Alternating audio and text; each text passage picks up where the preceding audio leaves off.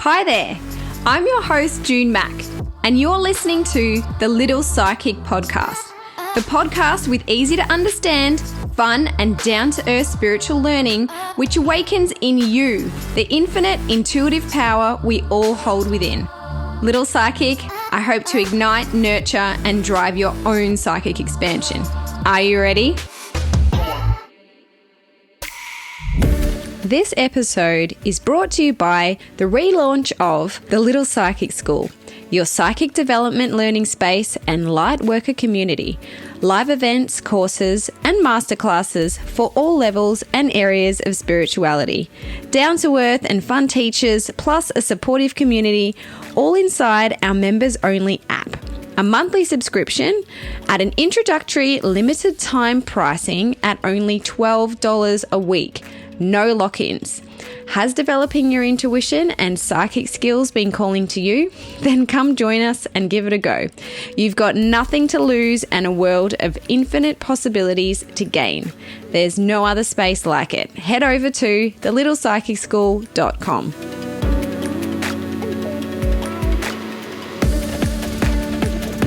Hello and welcome to episode 18 of the Little Psychic Podcast. This episode is called How to Become a Medium. Enjoy!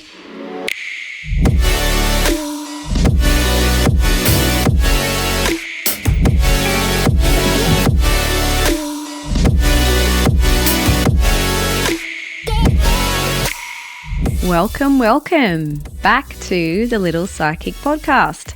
I am your host, June Mack, and I am a psychic medium, psychic teacher, founder of the Little Psychic School and course creator. And you are listening to the newest episode, first episode for 2024. It has been an entire year by the time that this podcast episode will be released that I have last recorded or released a podcast episode. It is so crazy, the timing of things, that I would be ready to start recording new episodes. It's going to be almost exactly a year to the day by the time this episode comes out. How crazy is that? So last time I left you off, I was all pregnant and awakened, living my best pregnant life, huffing and puffing, unable to walk. I don't know where I got. I think I was about just over halfway through when I recorded that episode called Pregnant and Awakened. And I tell you, it definitely got to the end. I definitely was struggling. I could not walk. Hardly. I had to go and see an osteo every week, and was extremely fatigued, completely stripped back from everything that I normally loved. But guess what? As you know, most of you mamas out there know, 100%, 10,000 times freaking worth it, because I'm going to get all emotional now, but brought our little Joni into the world December 3rd. How bad is that? I had to think about that for a minute, the actual date. There's been a lot of stuff going on, of 2023, and she absolutely completes our family. She is just what we've all needed and what we've been waiting for, and she's just perfect. And she was born 4 days after my dad's birthday, and for those of you that don't know, her name is actually named after my dad. So my dad was John E. So John Edward, which is quite funny because John Edwards is one of my favorite mediums. And Edward was his middle name. And my husband, the entire pregnancy, kept saying, I really love the name Joan. I love the name Joan. And I kept thinking, I don't know, it's a bit old-fashioned. And then he's like, yeah, okay, June, which of course is 100% old-fashioned as well. And one day I was just looking at, I thought, what is the female equivalent to the name John? And of course, the female equivalent to the name John is Joan. And I kind of thought, what about Joni? Like, Joni Mitchell, but it's spelt differently. So it's spelled Joanie. And I said to my hubby, do you like Joni? Isn't it like super cute? And yeah, he loved it. He loved it as well. So it was actually quite funny. So quick story, which wasn't planned, but as I was thinking, is this the correct name for her? Is this the right name for our baby? I was going through Dad's stuff one afternoon, and I like to call it when spirit snags you. So you get like just a little inkling to like look at that envelope, or like look over there, or I call it when spirit snags you. And this is a exercise that you can try. You can learn from me if you do my one-on-one mentoring, because I can't be bothered explaining it now. We don't have long.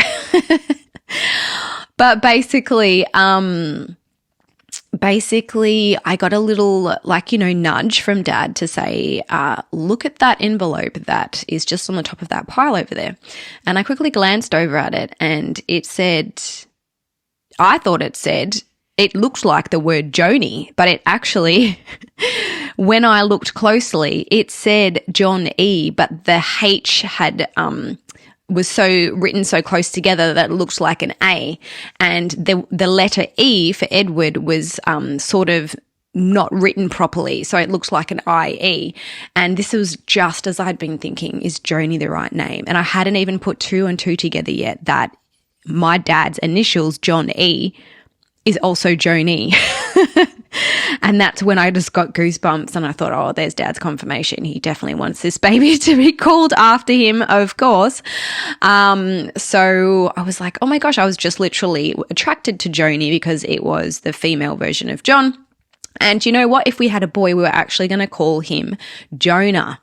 So Jona. H is the usual spelling, but I think we were going to go Jona because it has John in it. So Jon, John. And you know what? Jonah means pigeon, which for those of you who are familiar with me and my dad's story, a pigeon is his spirit sign. And I have a pigeon on my arm. So Jonah, a tattoo of a pigeon on my arm, not an actual live pigeon on my arm.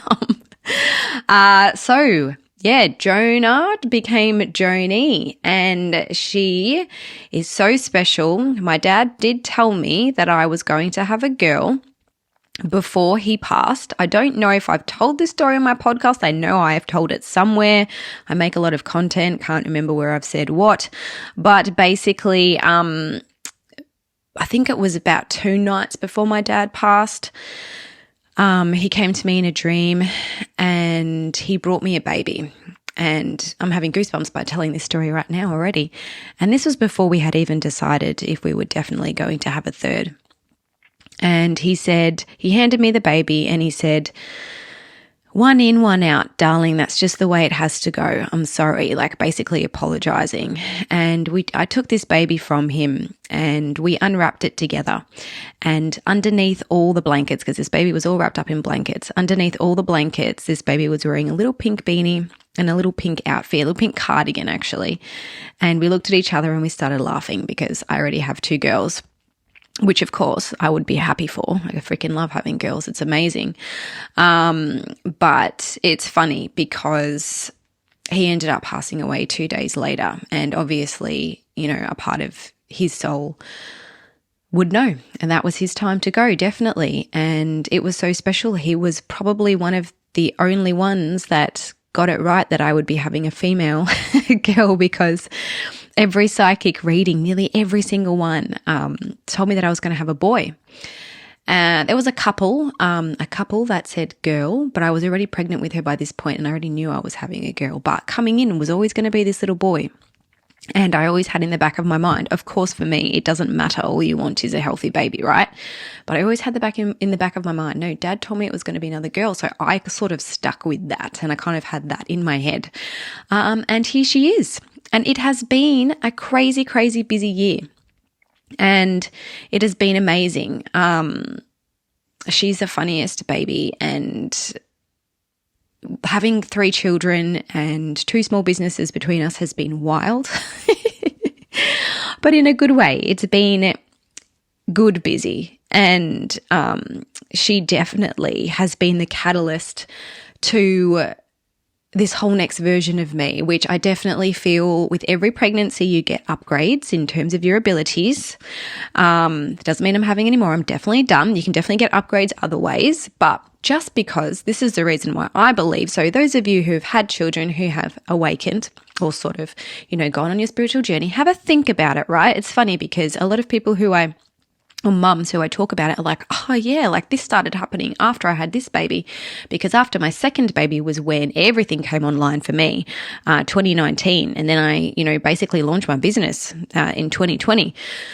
And the reason why I think that this happens is because your heart grows so hugely when you are pregnant, when you have a baby, because you love this baby so bloody much. And nothing can expand your heart chakra like having a child. So for those of you that are unfamiliar with basically where your connection, where a lot of your abilities come from is your ability to connect in with your heart chakra. And if your heart chakra has grown to the size of, what that terminology, like I love you to the moon and back, or I love you this much, or, no one could explain how much I love you, is because, that love that you have for your child is infinite. And that shows up in your energetic body, and that, only, widens up your heart chakra. So I definitely believe that having her, and I knew it the entire pregnancy, my intuition told me so, but obviously when you're going through it and you're having, for those of you that have been very sick during pregnancies, that get very tired, that can't walk, lols, when you're in the middle of it, it feels like it's never going to end. And you're stuck in between, I know I should be enjoying this, and trying to take it in and being grateful because you are, but also like, oh my gosh, this is really hard. But I knew the entire time that I would be next level, or go to that next level after she was born. And I definitely feel that. It wasn't long after I had her, like even though she's not the greatest sleeper, bless, and I was, up so many times during the night, the motivation and passion that just re-kicked in, like not long after she was born, I was ready to go. I was ready to serve. I was ready to create so many things in my business and just do all these things. It was definitely, next level. I have launched in June the new version of the Little Psychic School. And that's been so awesome. We now have our own app, which, Joni is only 8 months old. And, I haven't really sat down and thought about it, but I should be proud of myself because I have done a lot in between nap times because she's not in daycare, while she's asleep, while breastfeeding,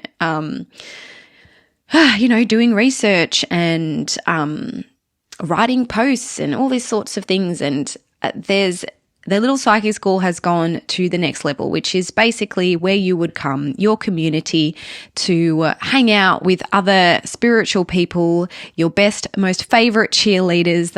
It's all about community over competition in there. There's so many light workers that work in different areas, and we all cheer each other on. I'm not one for competition, and use each other, yes, as motivation. We do not compete. There is enough room for all of us, and it is a psychic development platform. My entire Little Psychic Beginners course is in there. Monthly, we hold all these different events which are integral to your psychic development. So if you've always wanted to do it, you've always wanted to learn how to get better in touch with your intuition, psychic abilities, mediumship abilities, no matter what you're interested in, there's going to be something in there for you, no matter what level. So we have people that have just started out. We have people that have their own businesses. We have people that are in the middle, 1 foot in, 1 foot out. Doesn't matter. We accept all. Unless you're like, into the dark stuff. We're talking light workers here. So we have a limited time only introductory pricing of $54 a monthly membership, but it's opt out anytime. And that comes down to like $12 a week, which honestly is nothing. And Shannon and I, so Shannon, the intuitive guide, who has been on an episode, the last one actually, have partnered up. So she has come on as the head of psychic development, is another teacher in there now, and I'm only going to continue to bring in more teachers and guest speakers and amazing people that you can learn from. And it's going to be modern. Well, it is modern learning. It's fun learning. It's ethical learning. So anyway, this episode though, right? This is about how to become a medium. So let's get into that. So for those of you that aren't aware, a medium is actually different to a psychic. So there's a lot of people that think that psychics and mediums are the same thing. A psychic is someone that, and I've explained it in episodes before, but in case you're new, that a psychic is someone that taps into energy. So really the energy of a person, the energy of a situation, the energy of a relationship that, can give you guidance, the energy of their spirit team, spirit guides that can give you guidance around perhaps, if you're feeling a little off track, a little off purpose, stuck in a certain situation. A great psychic can give you guided information around how to best navigate this time of your life and what there is to look forward to and what it is that you can create. Because I personally don't believe that a psychic is here to predict your future, because you have free will. You can choose your own future. There are some areas, of course, that are set in stone that we unfortunately have to go through some learnings, but most of it is all new. So that is a psychic read, whereas a mediumship read or a medium is someone that connects to the passed over. So, or the passed over spirit. And this particular episode is about, it's called How to Become a Medium, is really about my story and how I finally got the guts to call myself a medium, even though I have been that for a long time.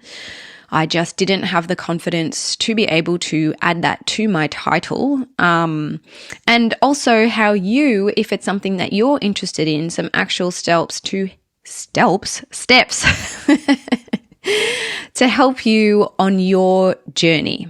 And I come from the belief that mediums can be made and not necessarily only born. Obviously, I believe we are all born mediums.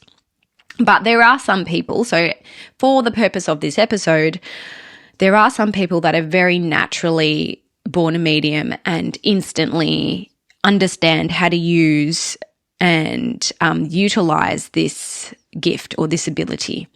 Whereas many people think that that is the only way. I believe, or I know to be true, that there are most people that I work with in terms of psychic and mediumship development do not come from being a natural born medium. In fact, I think maybe perhaps I've had one who just was so naturally connected and great at it.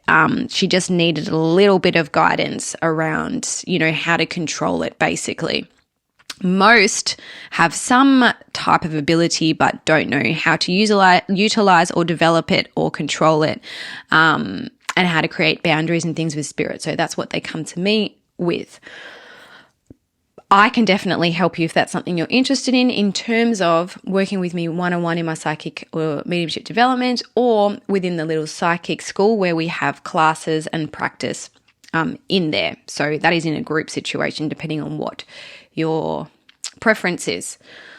But in regards to my story of becoming a medium, you might have heard, if you are a previous podcast episode listener, that I have before or previously stated that mediumship wasn't necessarily my thing. It wasn't something that I thought was for me.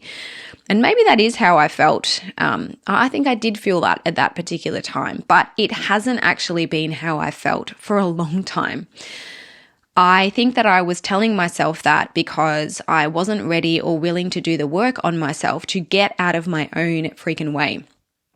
In terms of saying I am a medium, in terms of offering mediumship readings. So my issue was that I was already doing it in my psychic read. So if they came through, I would pass on messages, but I would not advertise anywhere that I was a medium because I didn't want to put that pressure on myself.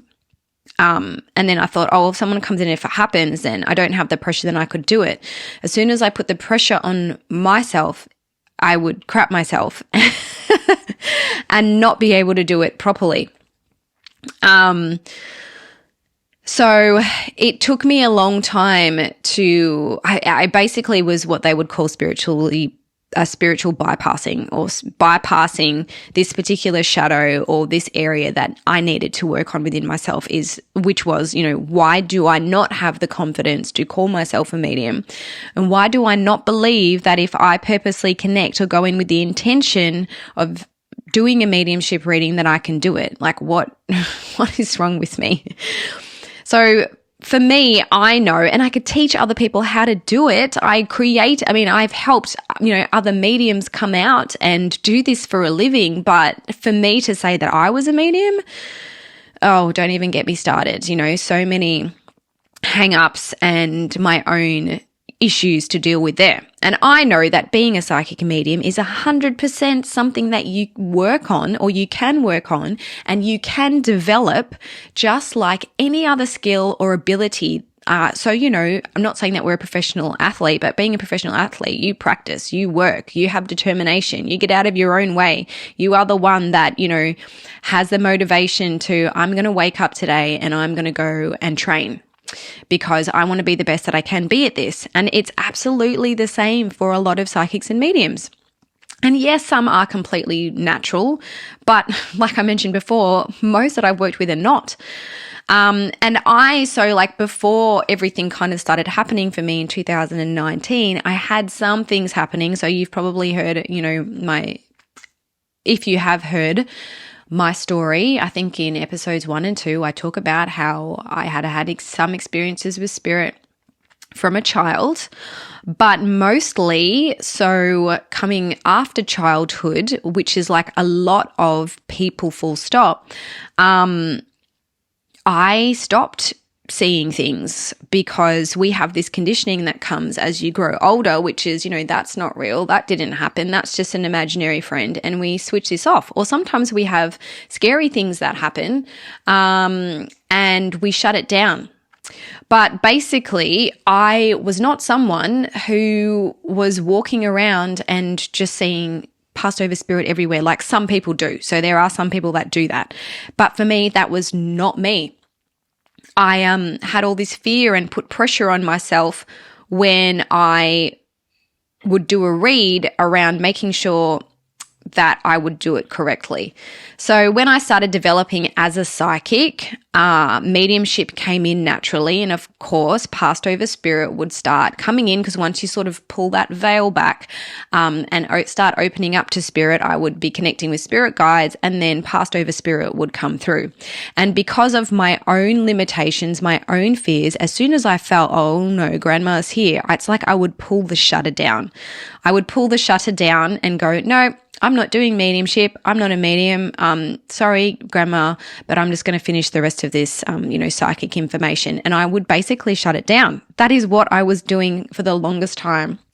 And then sometimes they would come through, they'd be very persistent, and I'd pass on a little something, but I never push myself enough to develop it further. I did a couple of, courses and classes and practices where I would do it in a practice and be fine, but in a reading, the shutter would come down. So clearly I could do it because it's something that I practiced. It's something that I, purposely worked on, but for the longest time, I wouldn't do it in a reading. So that was definitely something that was on me. And I think part of it was the pressure that I put on myself that, oh my goodness, this is someone's grandma, or this is someone's mum, this is someone's sister.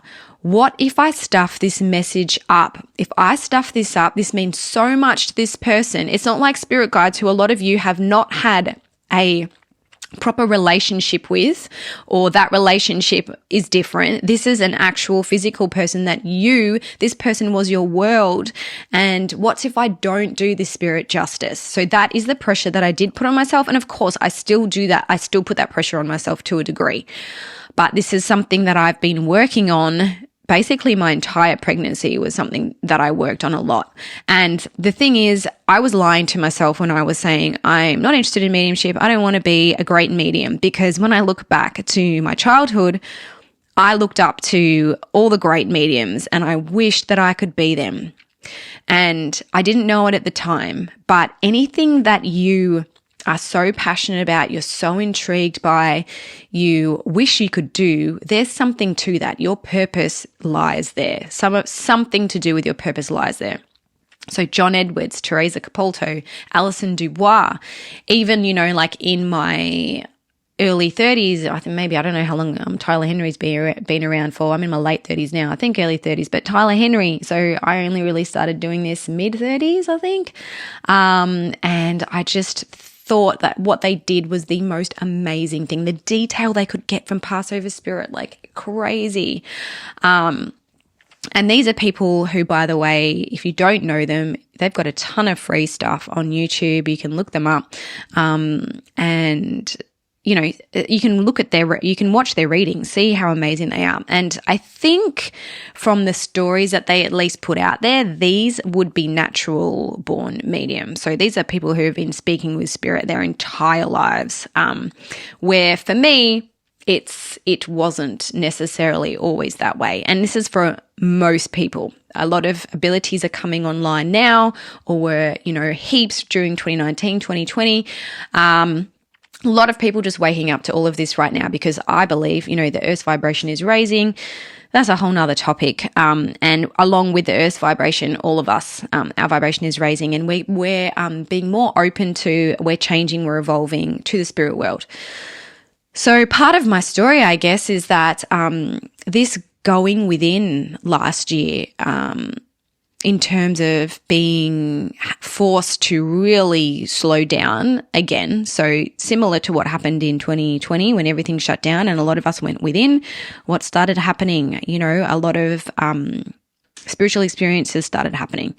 And me with my pregnancy, this finally started me on this journey to working on this part of myself, or this false belief in regards to what I thought that I was capable of in the mediumship world. I didn't think I could do it. I didn't think I could ever be as great as them. And the thing is, we're all different.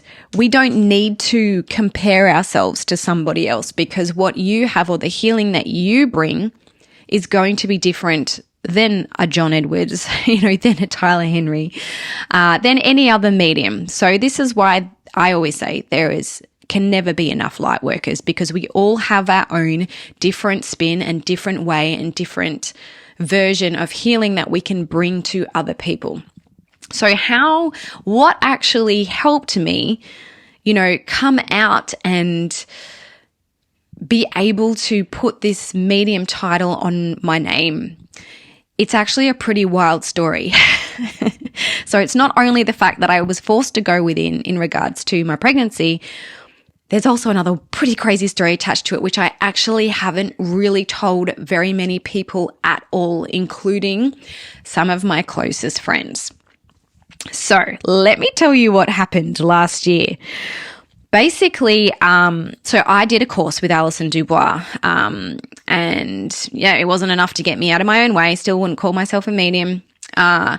It was called Dead University, and I'm pretty sure she's still running it. So if it's something that you want to look at, go and have a look.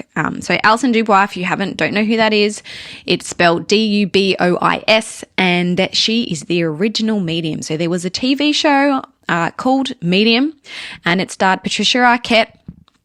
And for those of you who, grew up when I did, I watched it all the time. It was one of my favorite shows, and I watched it every week, and I just wished I was her.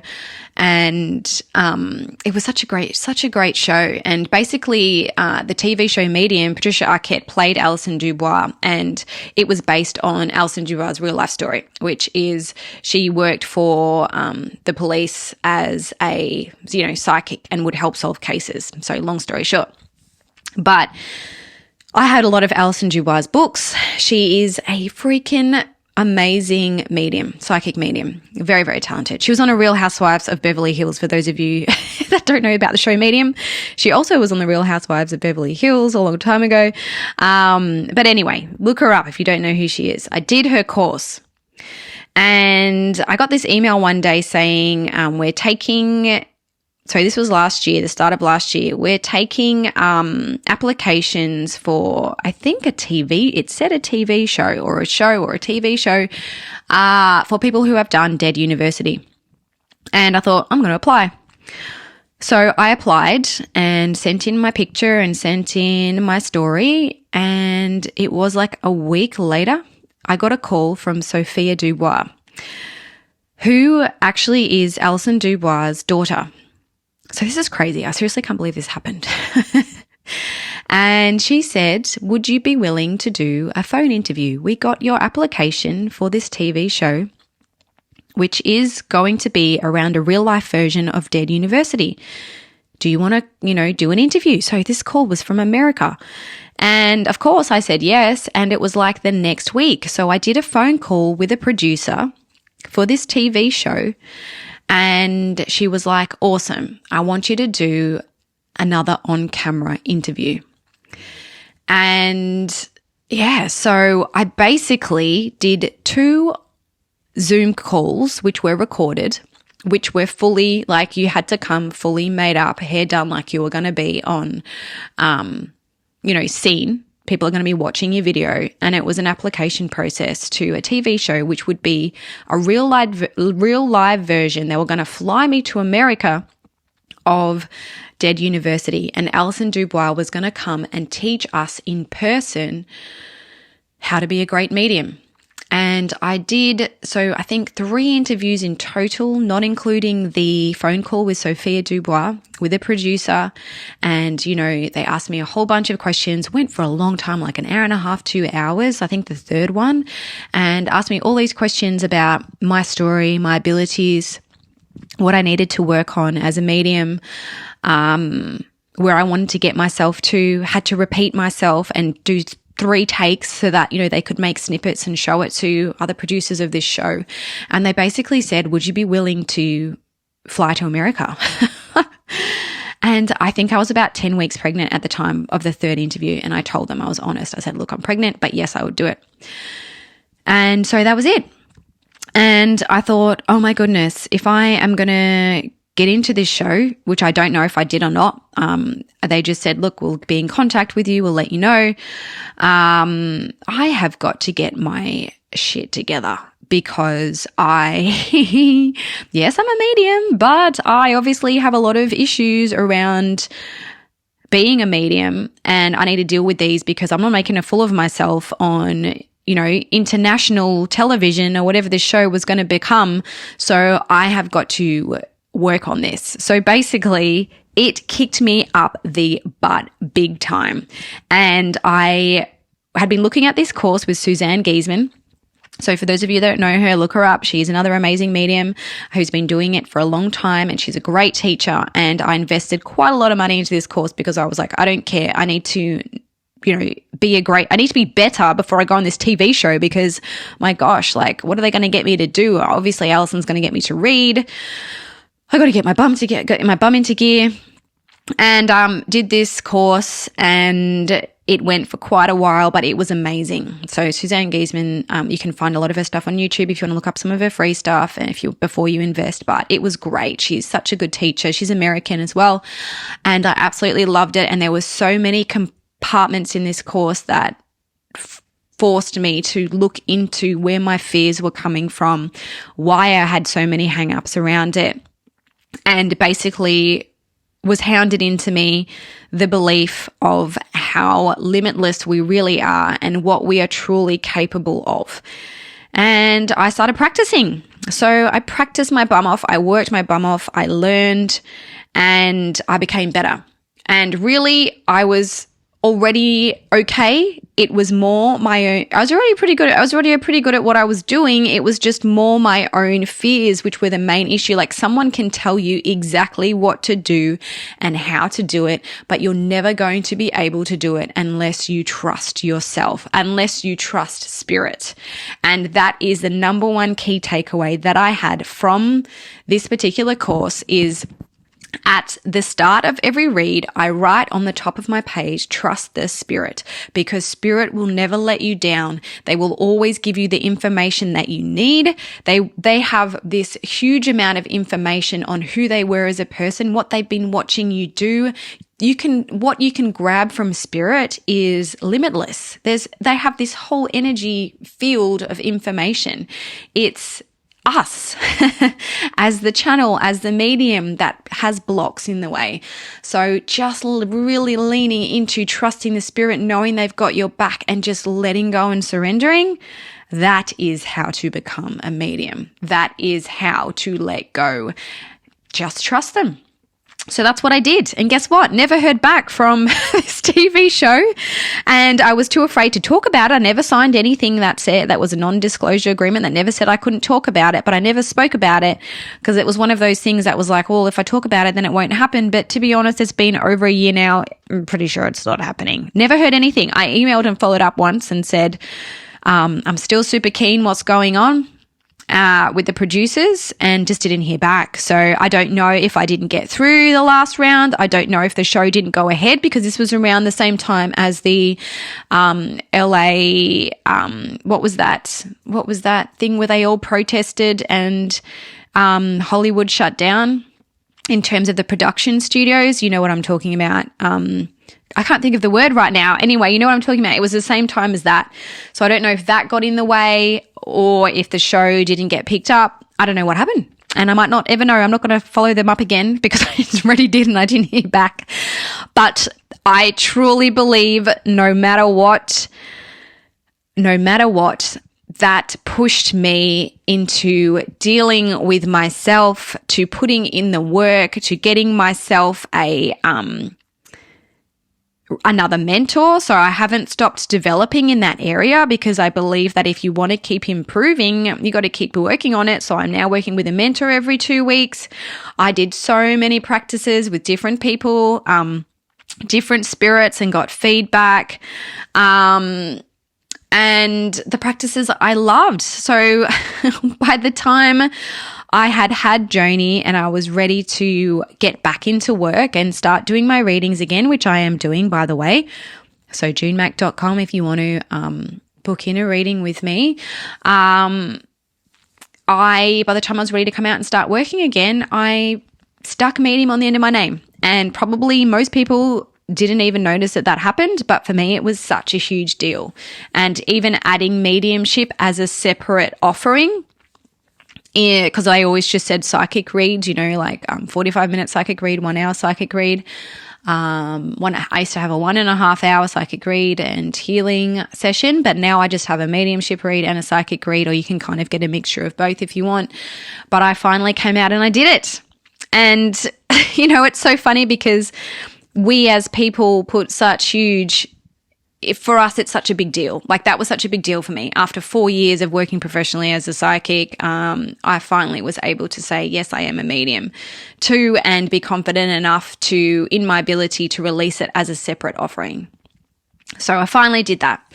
And guess what? Another amazing thing that happened, so I don't know can't remember if I told the black moth story on here about my dad. I think I may have, but basically what happened was, the year after Dad passed, so just quickly, the 1 year anniversary of Dad's passing, I asked for a sign from Dad. Can you give me a sign from you 1 year, after he passed? And that night of his 1 year anniversary, I woke up and in my clairvoyance or my psychic seeing, I saw a black moth. And then a few days later, and I thought, what the hell has a black moth got to do with anything? That doesn't make any sense. It's not a pigeon. Maybe it wasn't from Dad. I started doubting myself, but then basically we went to the airport a few days later. We were on our way to America and we were using the money that Dad had left us in his will because he wanted us to do something like that with it, because he always was such a believer in live your life, do everything you want to do, no regrets. So we pretty much spent all of it. There wasn't much. Spent all of it on the holiday in America and it was the best holiday ever. But at the airport on the way to leaving, and this huge big black moth in the middle of Melbourne airport literally just flew straight towards us and around us. And Mum knew straight away. She said, that's your dad. And it was just the black moth. Like we don't see them, and it's in the middle of Tullamarine Airport. So that was Dad saying he was, with us on our trip, and he was happy that we were doing that. So that happened on his 1-year anniversary. Never saw a black moth again. My siblings, I told them about it. My siblings both had instances with this black moth around similar time, the 1-year anniversary. So then never saw it again until his 2-year passing anniversary. So that was this year. Oh no, was that this year? Yeah, that was this year. And I woke up and in my cup next to the bed was a black moth. In my cup. It was still alive in my water cup. In the morning, I woke up and it was in my cup. So I obviously let him outside. We let him live. He was a bit wet, but he was alive. And the only other time, so the reason why I'm talking about this, I saw this black moth. So obviously it's a thing to do with my dad, is the day that I released the mediumship as an offering come land on our dining room window just as I'm talking to my husband about it is a black moth. So again, goosebumps all over me right now. And I think that was definitely Dad saying, this is what you have been meant to do, and you're meant to be doing this. So I tried to take a photo of it, but I got close and it flew away. But it was just beautiful confirmation that I was on the right track with that. But really all it got was, just a small thing like Alison Dubois to help me get out of my own way and actually work on doing this. But I'm so glad that happened because it's pushed me onto this journey, and I've been loving doing mediumship readings. Some of the confirmations from Spirit have been unbelievable. I've done readings where, I'd say, does a purple crystal mean anything to you? And they still blow my mind. I will never stop working as a medium. If I can get these types of things that just even blow my mind, even though I'm used to these stories, I'm used to these things happening. So I said, does a purple crystal mean anything to you? And my client on the other end pulls this purple crystal out of her bra. And she said, look, I know it's true, but I basically said to Mum, if you're going to come here in Spirit today, I want you to talk about this purple crystal. She pulled it out of her bra. I had another reading where, as soon as I connected with this woman, she booked in for a psychic read, right? But as soon as I connected in with her, I kept seeing this horse galloping around, and I thought that is so random. I'm not even going to talk about that. And I kept ignoring it. And finally, towards the end of the read, it was a psychic read, nothing to do with mediumship. I did find out that her partner had passed not long before. And I thought, okay, she doesn't want mediumship though, so I'm just, not going to go into her partner much. This horse kept coming back, and I finally said, does a brown horse mean anything to you? And she goes, why are you seeing a brown horse? And I said, yeah, this horse keeps coming in and galloping. She picked up from behind the computer a wooden zebra. It was a zebra, and but it was brown. And basically what her partner had been showing me was this zebra that she had in front of her, but in my, clairaudience or in my mind's eye, it looked like a horse. A zebra and a horse, it was galloping, that's all I knew. And it was brown, but it was because of the wood that she was she had a wooden zebra in front of her, and basically she had said to him, so she was being left some of his money from his estate along with his kids. So his kids were left, he left his children some money, and she was left some. And even though his children were quite happy with her having the money, she just felt really guilty about it. And she had said, if you want me to have this money, if it's okay for me to have this money, show me this zebra, this wooden zebra. And obviously I thought it was a horse, but of course, so random. Of course it was the zebra. It was just the way that I presumed, or my presumptions went into thinking that it was a horse, but it was definitely the zebra that she had in front of her, and he was talking about it or trying to get me to tell her, come on, tell her it's okay to take the money. And these types of things that happen in reads just blow my mind all the time. In saying that though, don't put pressure on your medium to come up with signs like this, because it doesn't always happen. Sometimes you get them and sometimes you don't. And as soon as you put pressure on your medium, as in like, oh, we had a sign together, you know, I said, if it's you, do this, da, da, da, da, it's probably, your medium's probably not going to come up with that, because that puts the human pressure on them and it shuts their abilities down. So be open. Sometimes those types of things don't come through. If you do have a sign, doesn't mean that medium is not communicating with your passed over loved one. It's not to do with your passed over loved one. It's to do with the medium as a channel. So the way they perceive information, sometimes they work differently, so they might not be able to get that particular message. Doesn't mean they're not communicating with them, because I've had people who don't understand how these abilities work and say, oh, well, I had a reading and like 99% of the information was correct, right? But they said, oh, but they didn't get the thing that I said, that I told, you know, grandpa to say. So they didn't get it, so it's not real. I'm like, that doesn't even make any sense. You've had this amazing, beautiful reading. 99% of the information and messages that have come through have made sense to you, but you think it's not real because I didn't get this one thing. Of course it was your grandfather. It's just sometimes that doesn't work that way. So just in case you're thinking of doing that to, you know, I'm doing this in quotation marks, test your medium, don't do that, because it doesn't always work like that. But, you know, we put mediums, psychics on a pedestal, and we think, oh, we're never going to be able to do what they can do. Do you want to do it? Are you open to it? That is the difference, because yes, we are all born mediums. I do believe that. Naturally, it's in our ability to be able to connect. So how do you become a medium? You are one. I'm telling you that right now. You are psychic. You are a medium. We all have the ability and the right to connect in this way. The difference is we don't all want it. Not everybody wants this. Not everybody believes in this. Not everybody is open. Are you willing to work?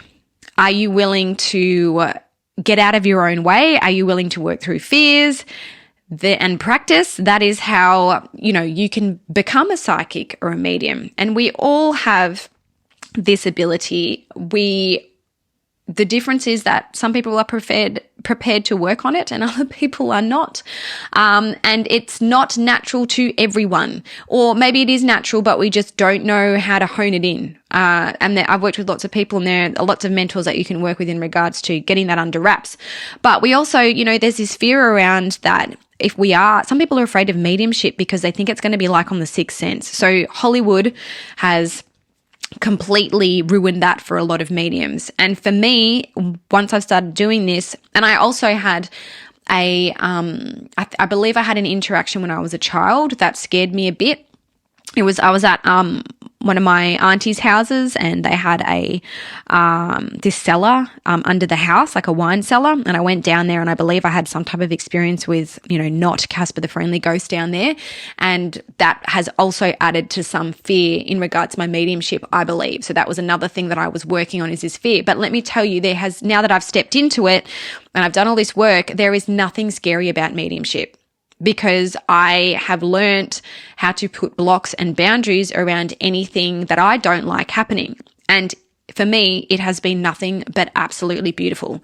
I have had no experience with, you know, stuck spirits, no really random spirits coming up and, you know, when I don't want them. If it has happened, within 2 seconds, I am like, okay, I'm not interested to communicate with you, and put my boundaries up, and they go away. They don't come back. So it's just about knowing. So there's another episode called Boundaries with Spirit if you're interested in learning about that. I can't remember what episode it is, but that could help you.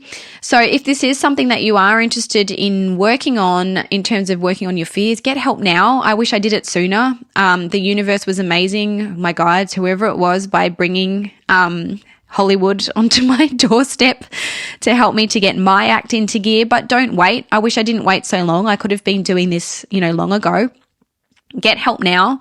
You know, if you don't resonate with me, there are so many other amazing mentors, psychics, mediums that you can learn from. I have a bunch. Just come to me and I'll forward them on to you.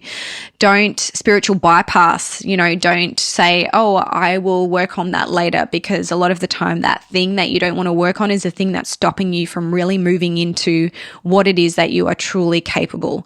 I am here now to tell you that if you want this, you can do it. I did not start here. I worked my way here. And I'm still working my way to become better, because I'm not at the point where I'm happy, and I don't think that will ever happen. I think I am the type of person who's always going to want to keep working on my abilities. Doesn't mean, of course, I know that I'm enough now. And of course that I know that I help a lot of people. I know that. But I want to be that person that can tell you what address this Passover spirit lived at. So there's lots of things that I'm still working on and I'm slowly getting better at. And you know what? The whole process of learning is fun. Here I am. I'm proof you can do it. I still want to be able to, so my next goal is to become a platform medium. A platform medium is someone that does it in front of a room of people. And it's a whole different thing than doing one-on-one. And that is a whole new lot of fears and limiting beliefs that I need to work through to be able to do that. So I'm not afraid of speaking in front of people because this is my background. I come from a training background. What I'm afraid of is doing mediumship in front of a bunch of people. So this is me making you hold me accountable. I know that I can do it. I know I will be there. That's something that I'm working on right now. But I know that you can do it, and if it's what you truly desire, you can do it, and you can do it quick. If you want to, you can do it faster than I have. I have seen people with zero experience and worked with clients of zero experience. Like I'm talking like weren't even open to this world of spirituality to begin with, and then just listened to one thing and were like, oh, maybe there's something to this. Didn't grow up around it. Move faster than a natural born medium because they were willing to work, because they were determined, because they were willing to get out of their own way and work on themselves and their own fears and limiting beliefs. So that is the difference there. I have worked with people who are the most amazing, talented mediums you have ever seen, but are not doing what they want to do because they have these things that they haven't been able to work on. And then there are these people that I've seen literally go from nothing to running their own businesses in 6 months because they have that determination. They're very driven people, and it's worth it. The healing it can provide to be an amazing medium, the feeling that you get from knowing that you've just changed the trajectory of someone's entire healing journey, that is massive. I've seen someone go from being a very bitter person, or some clients being very bitter because of the loss that they have been through, which is, of course, so understandable. Go from that to having a whole new perspective on life just because they were given proof and evidence that their loved one in spirit still exists, that their loved one in spirit has been watching everything that they do. The evidence that you can get from spirit that they are still around, it's unbelievable. I've done readings where they have talked about a specific piece of furniture in the house that this passed over spirit has left to this person. They almost got, so one of my most recent readings, they almost got rid of this dresser that belonged to their mother-in-law. And mother-in-law was saying, thank goodness you didn't get rid of this dresser because I want this to be passed down to your daughter. And they were having a laugh about it because she almost sold it on Facebook Marketplace. Like that's proof they're still around, they're still watching you. And I don't need to give proof because I know that most of you listening probably believe in it. But the fact that you can give that to someone who was really suffering, that is such a beautiful healing thing that you can do. And I want to continue to perfect this skill that I have. So, how do you become a medium? Be open. Believe that you don't need natural ability. Just be willing to learn. Find someone that you truly vibe with as a mentor. Go and, binge on their free stuff first to know if you vibe with them first. Of course, you can do it on your own. There are some people that are self-taught. They just watch a whole bunch of, YouTube stuff or, courses and things. But you will move faster. This is just from my experience, and it is safer if you're doing it with guidance or with the support of a community. Hashtag Little Psychic School, just if you feel like it. And it's worth the investment. I've spent a lot of money, I'm not going to lie, since I first started this journey. But for me, it's been worth it. And it's been the best investment I have ever made. So that's just from me though. Be willing to heal yourself is another how to become a medium. Be willing to heal, practice, because the way that you're going to get the experience, the only way you're going to know what areas you need to work on, the only way you're going to get the experience with different spirits and different situations, the way you're going to be able to add to your spiritual library, be able to add new, neuron pathways in your brain that help with your mediumship is to practice and get out of your own way. So that's definitely something that I needed to do. And I'm so glad that I did. So basically, that's my journey. That is my advice to you on how to become a medium. If you have any questions at all about this episode, feel free to hit me up on social media. But I hope this has helped you. If you want to be a medium, I know you can do it. Little Psychics, I wanted to thank you for tuning into the Little Psychic podcast with June Mack. I am so grateful to have had you here. You can find me over at junemack.com or on all social media at Ms. June Mack. You can also keep up with me at thelittlepsychicschool.com and on IG at The Little Psychic School. If you enjoyed today's episode, it would mean so much if you could please subscribe, rate, review, and share. It's been an absolute privilege to be in your ears.